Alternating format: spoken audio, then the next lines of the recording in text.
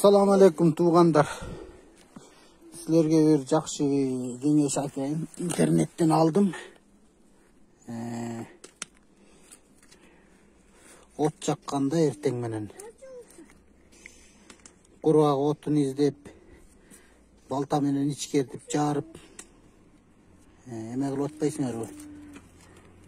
Газета, кардон жагыпчы. Ошогон момундай кыласыңар. Бензин, самын кир жууган. 26 сом турат. Bir самын алып туруп эле, монун ичине бычак менен туурап салып, үстүнө 200 грамм бензин куясыңар.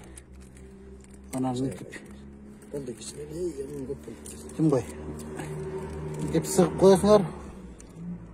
Эртең менен үйгө кол тойгон чоң отундардан салып эле, суу отундардан беле ичегилебей эле, кургак отун издебей эле салып, мындан сыгып туруп, шире берчи Шашка.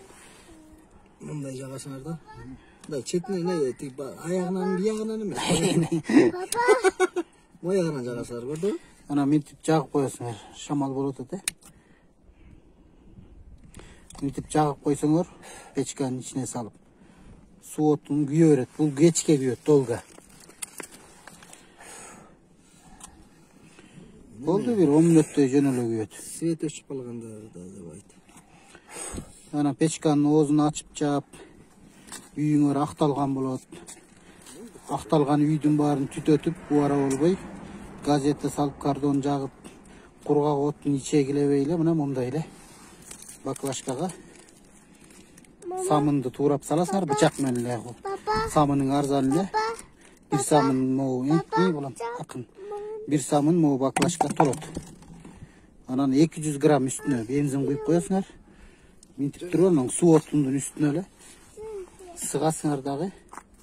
Ширеңке чагып койсоңор, жөн тутанат мешиңер, убара болбойсуңар. Кечке күйөт бул отун.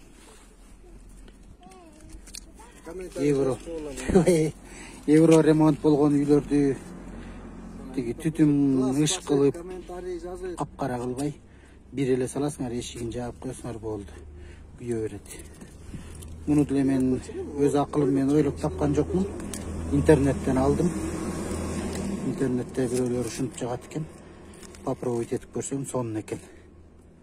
Чоң-чоң кол тойгон отундардан печкага саласыңар. Тигини шыбайсыңар. Тигини